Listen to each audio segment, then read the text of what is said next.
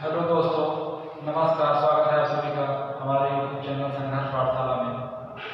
आज मैं आपको किरचॉफ का प्रथम नियम बताने जा रहा हूँ, तो आप लोग देखेंगे ध्यान से। किरचॉफ का प्रथम नियम, ठीक है ना।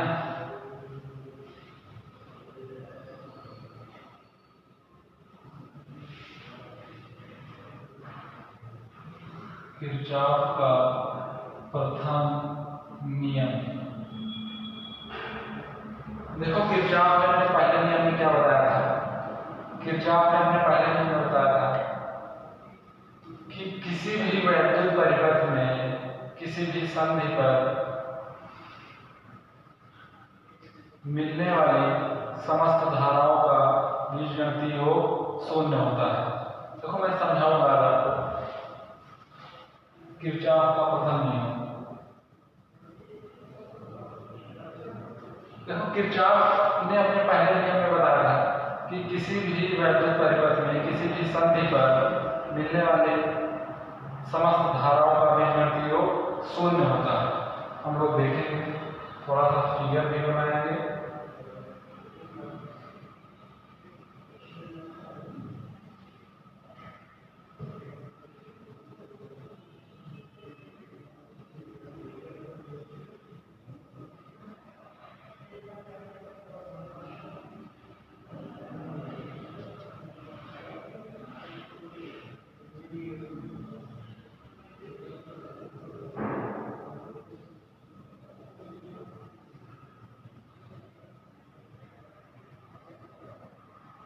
ये सभी धाराएं हैं, ठीक है ना दोस्त। ये पहली धारा है, ये दूसरी धारा है, ये तीसरी धारा है, ये चौथी धारा है और ये पांचवी।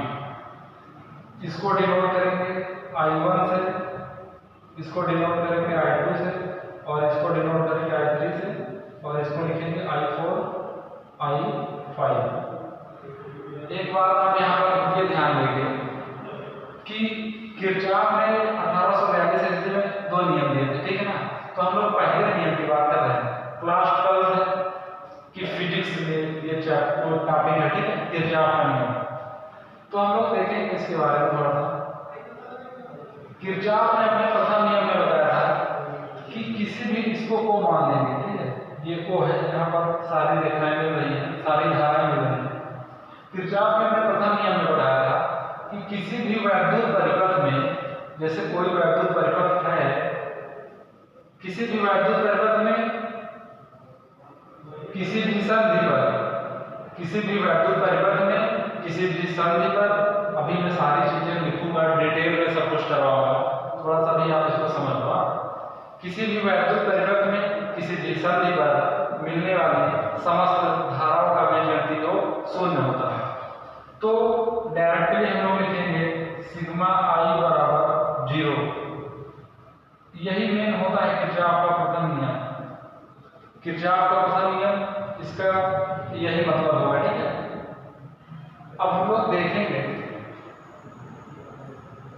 ये देखो, ये धारा I1 है जो कि संधि की ओर जा रही है। ये हमारी संधि है, ठीक है।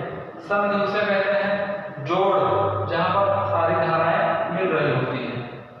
तो ये एक धारा पहली, ये दूसरी धारा, और ये तीसरी धारा, ये चौथी धारा, और ये पांचवी, ठीक है। तो पहली और दूसरी धारा तो संधि की ओर जा रही है, बात समझ आ रहा है। पहली और दूसरी धारा संधि की ओर जा रही है, यानी O की तरफ जा रही है।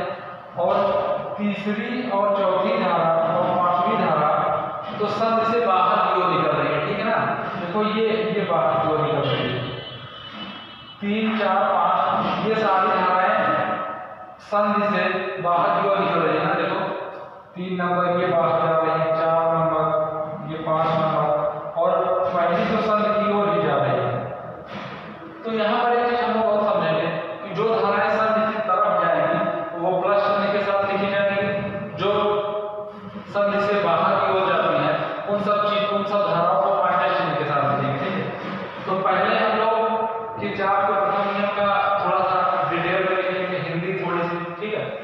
तो किरचॉफ के प्रथम नियम की थोड़ी सी हिंदी लिख लेंगे यहाँ पर कि इस नियम के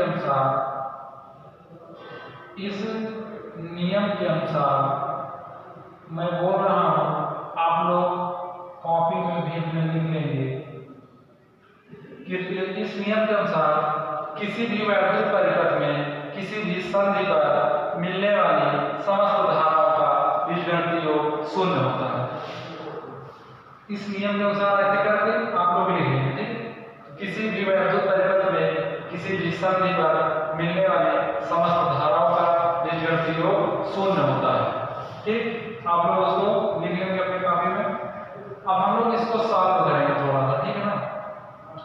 जब सिग्मा आई बराबर 0 होगा मतलब समस्त धाराओं का बीजगणितीय योग शून्य, मतलब समस्त धाराओं का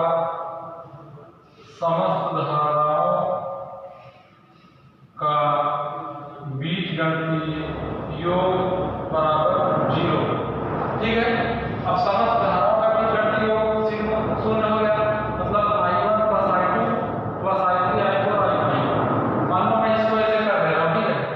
I1 + I2 + I3 + I4 + I5 बराबर 0।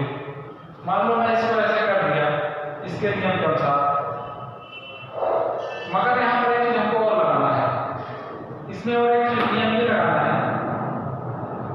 कि मान लो उसने कहा था कि हाँ समस्त धाराओं का बीजगणितीय योग 0 होता है, तो आप लिख दीजिए, उसको मैं लिख दिया, ठीक है। अब हमको क्या करना है, अब हमको ये चीज देखना है जो धाराएं संधि की ओर जा रही हैं वो प्लस चिन्ह के साथ लिखी जाएंगी, जो संधि से दूर जा रहे हैं वो माइनस चिन्ह के साथ लिखी जाएंगी। तो यहाँ पर लिख दूंगा I1 + I2। देखो ये पहली धारा संधि की ओर जा रही है और दूसरी भी संधि की ओर जा रही है, इसलिए दोनों को प्लस नहीं लिखा हूं। अब ये जो तीसरे नंबर की धारा है इसको माइनस चिन्ह के साथ मैं लिखूंगा, इसलिए माइनस चिन्ह के साथ लिख रहा हूं क्योंकि संधि से बाहर जा रही है ये वाली धारा, ठीक है। और ये भी संधि से बाहर जा रही है और ये भी, तो यहाँ पर सारी चीजें माइनस लिखूंगा, -I4 प्लस और यहाँ बीच में -I5 बराबर 0। आपको चीजें समझ में आ रही होगी, शायद मैं यही क्लिक कर रहा हूँ, ठीक है। अब ये सारी चीजें इस तरीके से हो जाएंगी I1 + I2 -I3 -I4 -I5 बराबर 0, ठीक है। अब हो जाएगा I1 + I2 बराबर I3 + I4 + I5, ये हो गया पूरा, ठीक है। I1 + I2 बराबर I3 + I4 + I5। यहाँ से दोस्त एक निष्कर्ष देखो, लैंग्वेज वाली जो चीजें हैं आप लोग लिख लीजिएगा, मैं बोल दे रहा हूँ, ठीक है। देखो फिजिक्स का मेन उद्देश्य होता है चीजों को समझना। परिभाषाएं तो आपकी किताब में सब कुछ लिखा हुआ है, ठीक है। परिभाषा तो आप किताब में लिख सकते हैं, मगर ये आपको समझाएगा कौन? ये चीजें सारी मैं आपको समझा दे रहा हूँ, ठीक है ना। हाँ, ये चीजें मैं समझा दे रहा हूँ, परिभाषाएं आप लोग बुक से अपना देख लेंगे, बाकी मैं बोल भी रहा हूँ, अगर आप लिख रहे होंगे तो लिख लेंगे। किरचॉफ का प्रथम नियम होता है किसी वैद्युत परिपथ में किसी भी संधि पर मिलने वाली समस्त धाराओं का बीजगणितीय योग शून्य होता है, ठीक है। अब यहाँ से दोस्तों एक निष्कर्ष ये निकल रहा है, देखो I1 और I2 धारा ये संधि की ओर जा रही है, I1 और I2 धारा संधि की ओर जा रही है और I3 I4 I5 ये संधि से बाहर निकल रही है। I3 I4 ना, आप ध्यान दो थोड़ा सा, ये तीर बनी है, I3 I4 I5 ये संधि से बाहर निकल रही है और I1 I2 संधि की ओर जा रही है। तो किरचॉफ के प्रथम नियम का जो रिजल्ट निकलेगा, निष्कर्ष मैं बोल दे रहा हूँ, आप लोग लिख लेंगे उसको। निष्कर्ष ये निकलेगा कि संधि की ओर आने वाली समस्त धाराओं का योग, संधि की ओर आने वाली समस्त धाराओं का योग बराबर होगा संधि से दूर जाने वाली समस्त धाराओं के योग के, ठीक है ना। देखो I1 और I2 धारा संधि की ओर जा रही है, इन दोनों का योग बराबर होगा I3 I4 I5 के योग के, क्योंकि क्योंकि ये धाराएं संधि से बाहर जा रही हैं, तो इनके योग, इन दोनों का योग इनके योग के बराबर होगा। तो निष्कर्ष में आप लोग लिखेंगे कि किरचॉफ के प्रथम नियम का जो निष्कर्ष निकल रहा है, ये निकल रहा है कि संधि की ओर आने वाली समस्त धाराओं का योग संधि से दूर जाने वाली समस्त धाराओं के योग के बराबर होगा। और यहाँ पर 2-3 बातें जो नोट के रूप में आप लोग लिखेंगे, नोट करके ऐसे लिख लेंगे। नोट में ये लिखेंगे पहली चीज कि इसको संधि नियम कहते हैं, ठीक है ना, संधि नियम कहते हैं। और दूसरी चीज धारा नियम भी कहते हैं। कौन सा नियम? धारा नियम। किसको? जो किरचॉफ का प्रथम नियम होता है उसको संधि नियम भी कहा जाता है और धारा नियम भी। तो आप कभी कंफ्यूजन मत हो जाइएगा कि किरचॉफ का प्रथम नियम क्या है। तो यहाँ पर सारी चीजें मैं डिटेल में समझा दिया हूँ और आपको निष्कर्ष बोल दिया हूँ। आप लोग निष्कर्ष लिखेंगे और परिभाषा एक बार फिर से मैं परिभाषा बोल दे रहा हूँ कि इस नियम के अनुसार किसी भी वैद्युत परिपथ में किसी भी संधि पर मिलने वाली समस्त धाराओं का बीजगणितीय योग शून्य होता है। दूसरी चीज आप लोग लिखेंगे निष्कर्ष में कि संधि की ओर बहने वाली धारा का योग बराबर, संधि की ओर बहने वाली समस्त धाराओं का योग संधि से बाहर जाने वाली समस्त धाराओं के योग के बराबर होता है। 2 बातें ये नोट में लिखेंगे कि किरचॉफ के प्रथम नियम को संधि नियम और धारा नियम भी कहते हैं।